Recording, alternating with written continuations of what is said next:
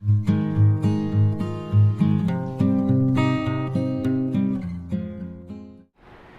Dear students, welcome to Kataria pharmacy. So students, कैसे हैं आप सब? आई होप सभी ठीक होंगे। तो हम स्टडी कर रहे थे बायोकेमिस्ट्री यूनिट सेकंड। तो इसका लास्ट जो टॉपिक है हमारा स्टार्ट होने वाला है आज के इस लेक्चर में, यूनिट सेकंड का। तो अगर पहले के लेक्चर्स आपने अटेंड नहीं किए तो वीडियो के डिस्क्रिप्शन में जाइए, प्लेलिस्ट का लिंक आपको मिल जाएगा, वहाँ से जाके आप कंप्लीट स्टडी कर सकते हैं।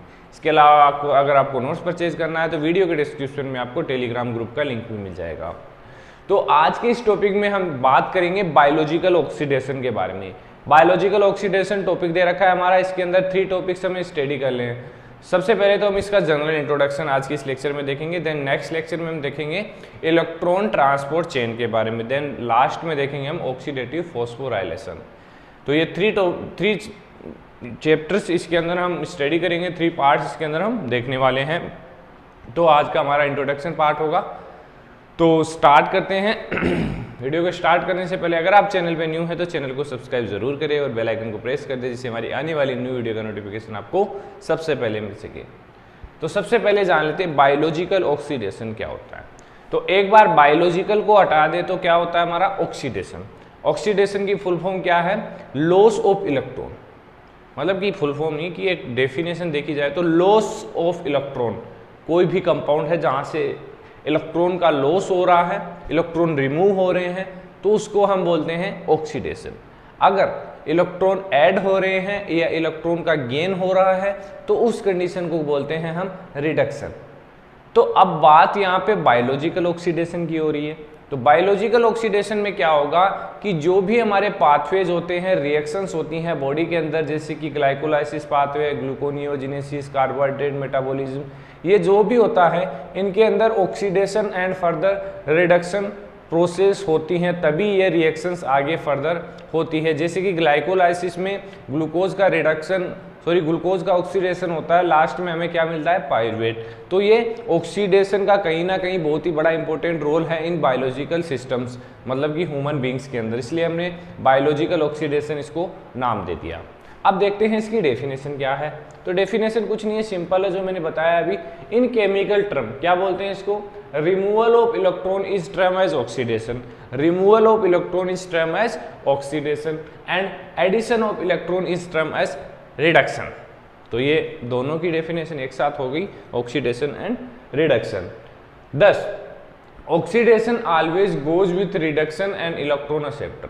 बेसिकली ऑक्सीडेशन अकेला तो परफॉर्म होगा ही नहीं, बेसिकली ये ऐसे इलेक्ट्रॉन एक्सेप्टर ग्रुप के साथ रिएक्शन परफॉर्म करेगा जो रिडक्शन उसके अंदर होता हो, क्योंकि रिडक्शन होगा वहां से इलेक्ट्रॉन क्या होंगे, ऑक्सीडेशन में इलेक्ट्रॉन का लॉस होगा और रिडक्शन वाले जो कंपाउंड है वो उसको एक्सेप्ट कर लेंगे, तो ये रिएक्शन हमारी कंप्लीट होगी। This phenomena of oxidation reduction also applies in biological system and describe biological oxidation in living system. जो मैंने बताया अभी कि ये फिनोमिना, जो ऑक्सीडेशन का फिनोमिना है, ये बायोलॉजिकल सिस्टम में अप्लाई किया जाता है और बायोलॉजिकल सिस्टम में भी ऐसी रिएक्शंस होती हैं in living organism. Oxidation, biological oxidation, इसलिए हमने इसको बायोलॉजिकल ऑक्सीडेशन बोला है। In cell during respiration biological oxidation takes place in 4 stage. जब सेल रेस्पायरेशन करती है तो उस कंडीशन में बायोलॉजिकल ऑक्सीडेशन की बेसिकली 4 स्टेज होती हैं। Carbohydrate glucose is use as source of energy. Basically source of energy के रूप में कार्बोहाइड्रेट और ग्लूकोज का यूज किया जाता है बायोलॉजिकल ऑक्सीडेशंस के अंदर, और इसके अंदर जो एनर्जी रिलीज होती है वो एटीपी के रूप में ट्रैप की जाती है। अगर इसी बायोलॉजिकल ऑक्सीडेशन को हम फॉस्फोराइलेशन के साथ ऐड करते हैं तो हमारा हो जाएगा ऑक्सीडेटिव फॉस्फोराइलेशन, जिसके बारे में आगे हम स्टडी करने वाले हैं। तो अब देखते हैं इसमें कौन कौन सी स्टेज है। फर्स्ट है ग्लाइकोलाइसिस। ग्लाइकोलाइसिस में क्या होता है, मैंने बताया था आपको कि ग्लूकोज कन्वर्ट होता है किसके अंदर?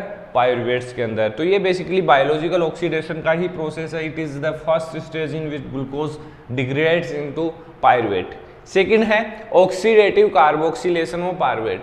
ऑक्सीडेटिव कार्बोक्सिलेशन ऑफ पायरुवेट में क्या होता है? This stage occur for a short term के लिए अकर होगी, in which two carbon containing molecule